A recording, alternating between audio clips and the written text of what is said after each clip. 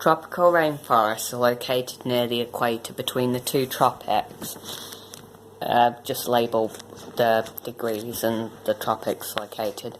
Located in the Congo Basin, the Philippines, Southeast Asia and the Amazon Basin.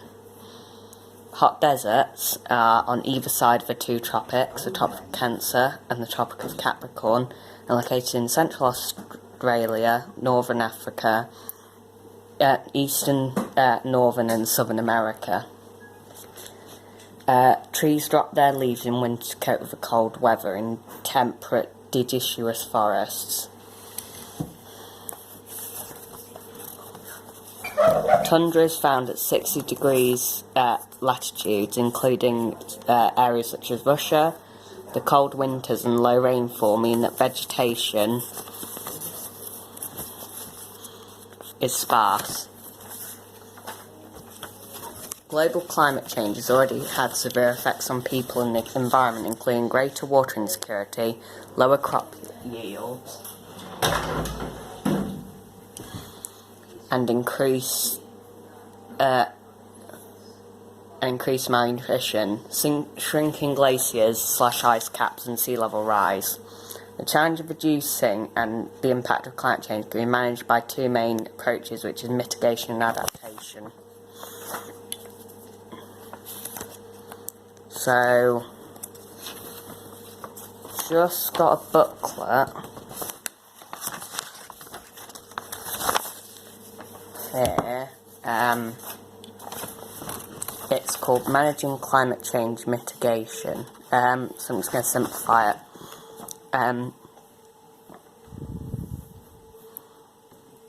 So, mitigation, local or global, deal with the cause of problem, reduce or prevent greenhouse gases, protect carbon sinks such as forests and oceans.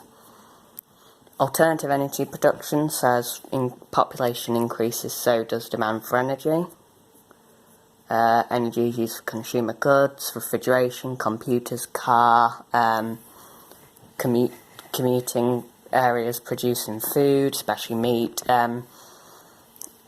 which provide challenges. Renewable energy resources, so just give examples. Reduce volume of greenhouse gases contributing to climate change. So, United Nations Environmental Programme states in 2010 renewable energies have reached a high of an investment of $211 billion, with a notable growth in emerging economies. Renewable energy sources such as solar energy are more expensive than fossil fuels, but cheaper because it's more competitive as they do not produce CO2. Solar energy in 2013, 14.9% of UK electricity was generated by renewable resources. Photovoltaic solar energy generated 3.8% of the renewable energy resources. Stronger the sunshine on solar panels, the more electricity produced. So a home will save a ton of carbon dioxide per year because there's no greenhouse gas emissions. No sunshine is unreliable for producing energy. So carbon capture and storage alters the way can replicate carbon sinks.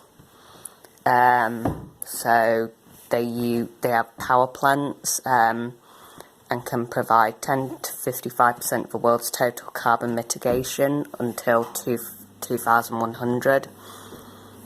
So it captures CO2 from emission sources, stores it, and can remove CO2 from the atmosphere by converting it into a liquid supercritical carbon dioxide, which is injected into a sedimentary rock, and an impermeable cap rock prevents it from escaping. Department of Energy and Climate Change reports that by 2050, these stores could provide more than 20% of the UK's electricity and save more than $30 billion a year and meet our climate targets. Unfortunately, it's expensive and it's hard to determine whether it will be trapped long term in the rocks. Does not produce promotes renewable energy, and fossil fuels will still run out. Tree planting, because of deforestation, according to the UNEP, so what I said before, what it stands for, so 30 million hectares per year are of deforestation, 40 billion investment in reforestation, landholders conservation each year from 2010 to 2050 can increase forest carbon storage by 28%. UK has about a 25 million project funded by the DEFRA, Department for Environmental, Food and Rural Affairs, reduce deforestation and increase forest and land restoration in Brazil. Tackles climate change by reducing 10.71 million tonnes of CO2 emissions over 20 years by recovering 41560 hectares of degraded forests. Just read the international agreements there.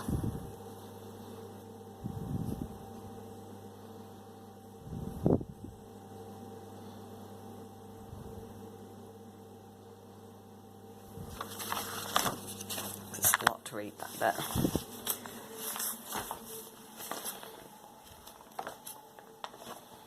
So I got through quite a lot last time. So just some key terms. So water surplus, water supply greater than demand. Deficit is opposite. Water surplus in the UK, north and west UK due to heavy rainfall and low evaporation rates and high density of reservoirs. South and east of UK due to low rainfall and high population density, therefore demand increases, so that creates a water deficit. In the UK, water stress, demand exceeds supply, experienced in over half England, including the south, east and London, managed by introducing domestic water meters and increasing the use of recycled water and water efficient domestic appliances. Water transfer is where a grid is set up to transfer water from an area of surplus to deficit. Even out water demand. It is flawed due to high engineering costs and limited areas of water supply. As population grows, water transfer increases. This causes impacts on land and wildlife. River habitats need to be protected, and greenhouse gas emissions rising due to water pumping over long distances needs lots of energy to do so. Water river supply is so limited the river time wear and tears.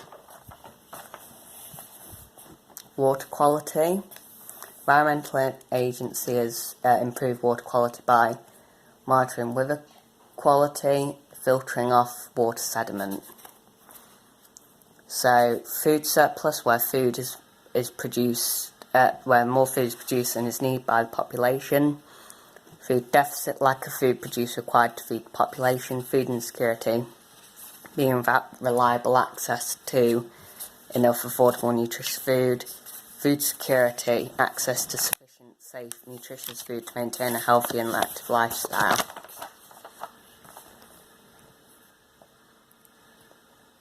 And the food insecurity is greater because of a greater consumption as a result of increased populations and increased levels of development.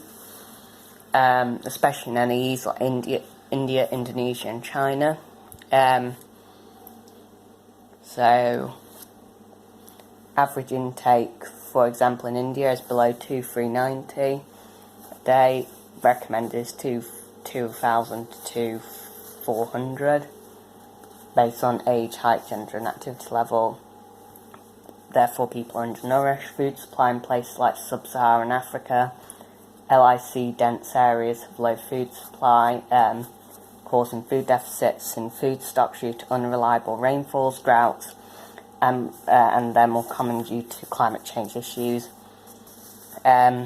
Drought, low investment and lack of education lead to lack of productivity to grow food and lack of resources, both human and water.